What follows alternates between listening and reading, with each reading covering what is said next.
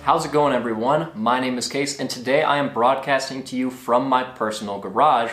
The reason being that we want to keep as many people out of the office at any one time as possible. Now today we have some news from Kawasaki. There are 4 new motorcycles, 2 of which I covered in a previous video. However, in this video I'm going to be talking about the KLX300 and the KLX300SM.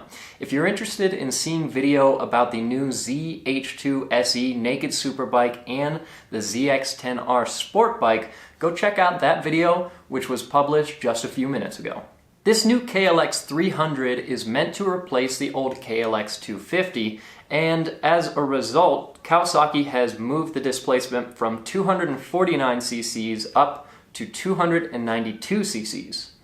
Both of these bikes, the KLX300 and the KLX300SM, share a lot of parts with the off-road KLX300R. And the KLX300 is the regular dual sport model, so it's got a headlight, turn signals, it's street legal, but it still has dirt tires like the KLX300R. The KLX300SM is a Supermoto, so it's got road-specific wheels and tires. Of course, that bike shares most of its components with both of the off-road focused models. However, until you change those tires out, it's not going to be very happy over dirt. Firstly, we have to discuss the regular KLX300 dual sport model, because most of the changes that have been made to this bike are also applicable to the Supermoto version of it. The new KLX300 uses a liquid-cooled 4-stroke engine that Kawasaki claims features some lightweight internal components like the piston and the connecting rod, which improves throttle response. The new 292cc engine uses a gear-driven engine balancer and improved ignition timing. The manufacturer claims that this will help with comfort on longer trips, as both of these motorcycles are meant to be road-going versions.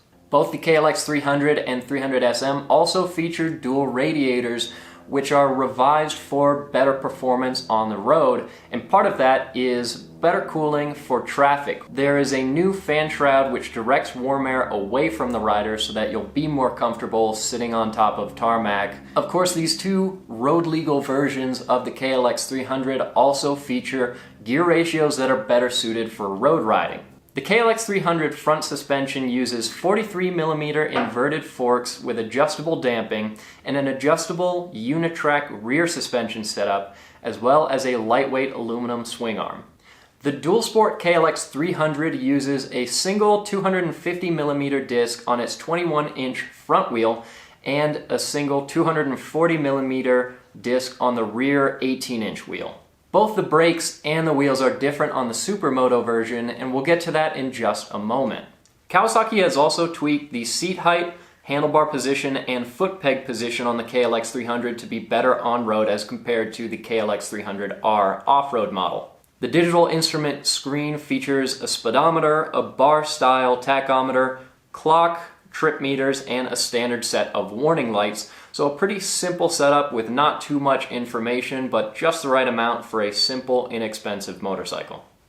How's it going, everyone? This is Case from TFL Bike with our Ride Smarter Tip of the Month, brought to you by Rider Justice. We all know riding 2-up is one of the great aspects of riding a motorcycle. But did you know that your insurance may not cover your passenger, or that insurance coverage can differ if your passenger is married to you or not? Or that your passenger may not be covered if you caused the accident? Neither did I. That's why you want to make sure you carry a healthy amount of uninsured/underinsured coverage, as well as liability insurance.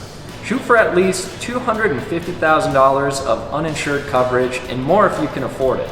On most premiums, that works out to a couple extra bucks a year, and it's worth it to protect you and the ones you love. To learn more about how to ride smarter with common sense tips anyone can follow, go to riderjustice.com, the champions of biker rights, on the road, in the courtroom, and now across the country. The styling on the KLX300 has also been updated, including a new front cowl with a new headlight and a new rear fender with a new rear tail light. Kawasaki will also be offering a couple of accessories from the factory, including handguards and bar pads to add a little bit to that off-road look. The dual sport Kawasaki KLX300 is going to be available in lime green for $5,599 and gray for $5,799. So just an extra $200 for the gray paint scheme. The biggest difference between the KLX300 and the KLX300SM are the fact that the Supermoto gets two 17-inch wheels with street tires as opposed to the 21-inch front wheel and 18-inch rear wheel on the dual sport model. However, the engine and chassis remain exactly the same. On the Supermoto, you do get a bigger 300mm front disc, but you have the same 240mm rear disc. The Supermoto also gets slightly revised ergonomics with a lower seat height, 33.8 inches as opposed to 35.2. The Supermoto will be available in both green and blue for $5,999, and it's going to compete directly with the DRZ 400SM, which actually you can see right here behind me. Let's quickly cover a couple of the most important differences between the Kawasaki Supermoto and the Suzuki Supermoto.